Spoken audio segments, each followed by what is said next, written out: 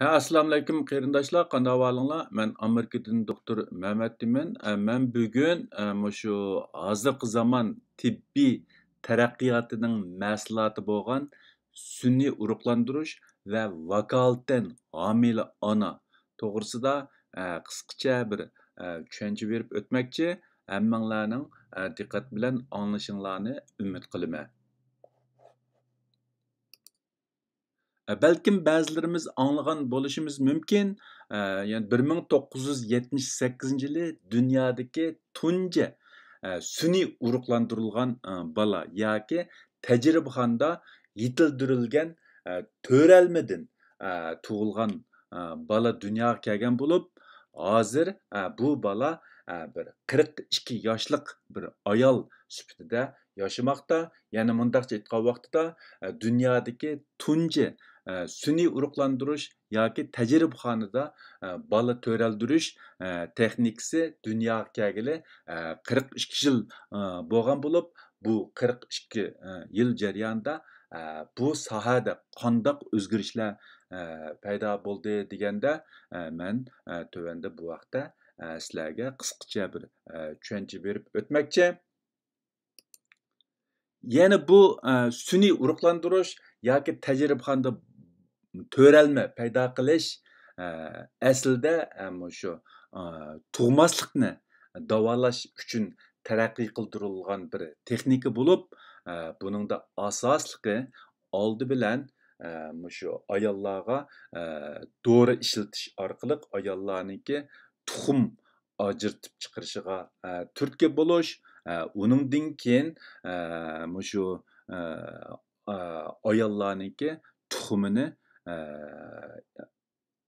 ilip anandan keyin erlerden ağan sperma bilan beden sırtıda sun'iy urug'lantirish orqali shu dastlabki qadamki to'ralmani paydo qilish, anandan keyin bu to'ralma ma'lum bosqichga yetgan vaqtida anandan keyin uni shu ayollarniki balyatqusga silish orqali shu sun'iy urug'lantirish yoki tajribaxonada to'ralma paydo qilish orqali homila qilish, ya'ni ayollarni homila qilish texnikasi hisoblanadi. Ya'ni bundaqcha oddiylashtirib aytgan vaqtida asli bu ayol ma'lum sabablar, ma'lum kasalliklar tufaylidan homila bo'lamagan ahvol ostida dori orqali uning tuxum ajratib chiqarishni qo'lga keltirish yoki bo'lmasa bir sog'lom ayolniki tuxum iyona qilishi orqali erishgan tuxum bilan sog'lom bir erninki iyona qilgan urug'ini beden sırtıda sun'iy urug'lantirish orqali to'ralma paydo qilish va bu to'ralma ma'lum bosqichga yetgan vaqtida anandan keyin uni shu bolaga homila bo'lishni xohlaydigan ayolning balyatqusga silish orqali 9 oy 9 kun homila bo'lish va shu orqali normal bolaninki dunyoga kelishiga sabab bo'lish.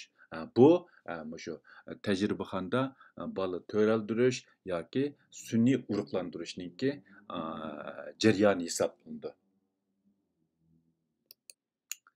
Endi bu vakolatdan homila bo'lish jarayoni yoki vakolatdan homila qandaq bir jarayon degan vaqtida buningda ishlatilgan texnika asosan yuqorida men deb o'tgan texnika bilan asosan o'xshaydigan bo'lib, bu yerda bir farqli yeri bu an'anaviy sun'iy urug'lantirishda bo'lsa bu tug'maslikni davolashni maqsad qilgan, ya'ni ayolniki normal bir tuxumining bo'lmasligi yoki erninki normal bir urug'ining bo'lmasligi sababidan tuxum iyona qiladigan yoki urug' iyona qiladiganlarniki urug'ini yoki tuxumini ilish orqali sun'iy urug'lantirib, anandan keyin o'ziniki bolaga homila bo'lish imkoniyati yo'q ota-onalarniki balılık bo'lishig'a yordam berish jarayoni. Yoki bo'lmasa urug'mi o'zining, tuxummi o'zining faqatla uni son jihatda yetarli bo'lmaganligi uchun normal homil bo'lish imkoniyati yo'q ayollarniki tuxum bilan urug'ini sun'iy urug'lantirish orqali ularniki balliq bo'lish orzusiga yetkazishni maqsad qilgan bo'lsa, bu vakolatan homila deganimiz mushu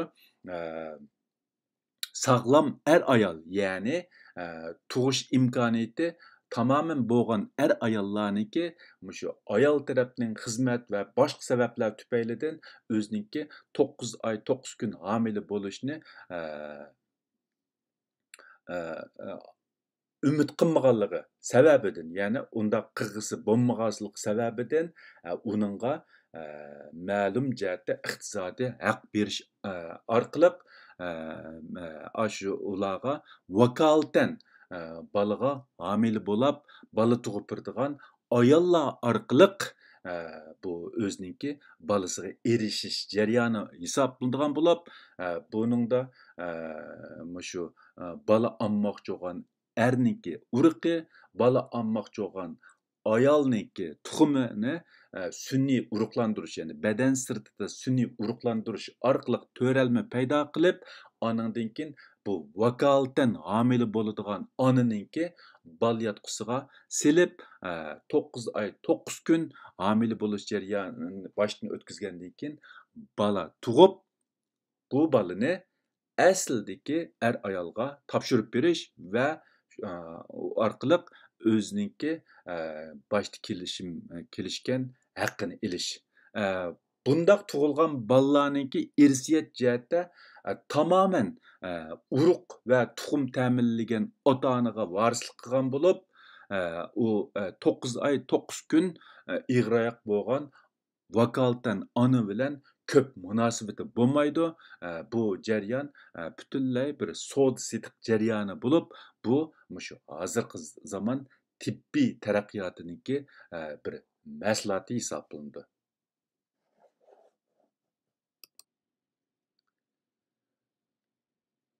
Undaqda shu an'anaviy shu sun'iy urug'lantirish bilan shu vakolatan bola tug'ishniki farqi nima degan vaqtida bu shu tug'maslikni davolash vositasidan, ya'ni homil bo'lmay turib farzandlik bo'lishga qarab taraqqiy qilgan bir jarayon bo'lib, buningda ishlatgan texnika asosan o'xshaydi.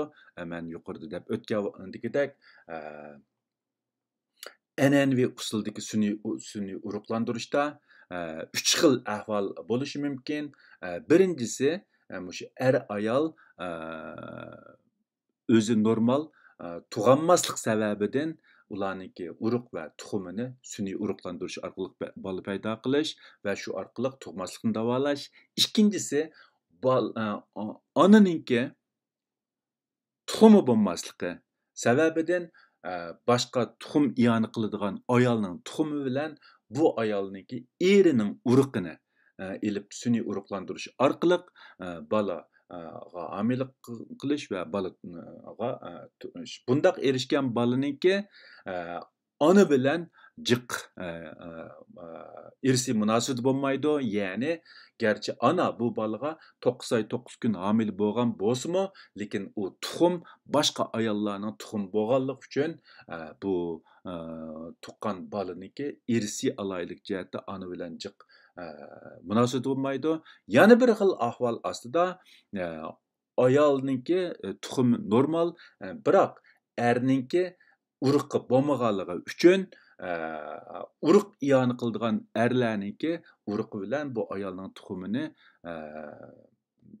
sun'iy urug'lantirish orqali bola paydo qilish bo'lib, bu undaq tug'ilgan bolalarniki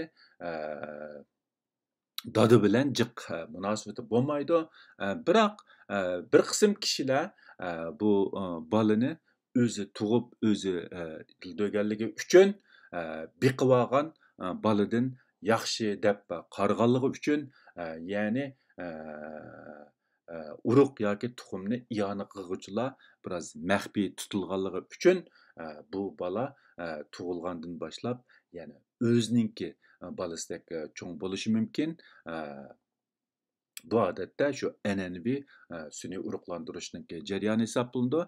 Endi bu shu e, hozirgi shu vakolatan bola tug'ishga kelsak, e, normalda bu er ayol taraflarniki tug'ish ehtimoli bo'lmasligi, ya'ni tug'maslik sababidan emas, balki o'ziniki homila bo'lishni xohlamasligi yoki homila boshqa sabablar tufaylidan bir vakolatan ayoldan birini tepib bola homila bo'lish va bola tug'ish jarayonini o'z ichiga oldi. Albatta, bu keyingi davrlar kelgan vaqtida texmi taraqqiy qilib, butunlay savdo tusini olgan bir qilmishga aylanmoqda.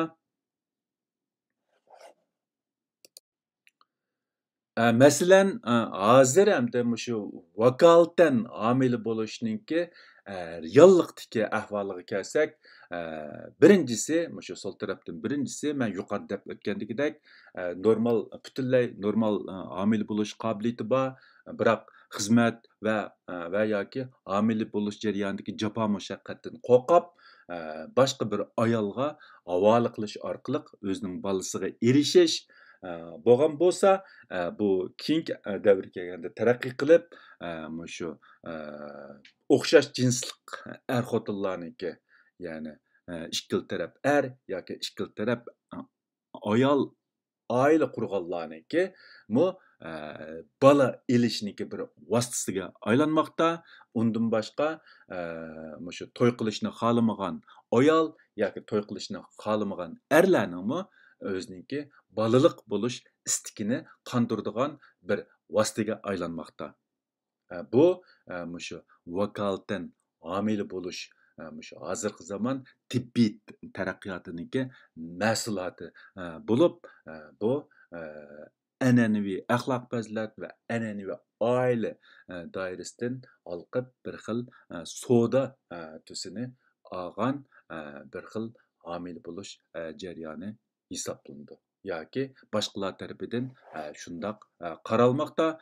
Bu haqda islom dinidagi ulamolarmi ba'zi tushunchalarni bergan bo'lib, buningki islom dinida o'rni yo'qligi, ya'ni qabul qilinmaydiganligini ta'kidlashmoqda. Men bu yerda faqatla shu tibbiy taraqqiyot jarayonidagi bir yangilik sifatida qarindoshlar bilan o'rtoqlashib o'tdim. Bugungi bu leksiyani shu yerda to'xtatmoqchi. Hammanglarninki diqqat bilan anglaganinglarga ko'pdan ko'p rahmat. Ko'rishguncha omon bo'linglar. Xayr xo'sh, Xudoga omonat.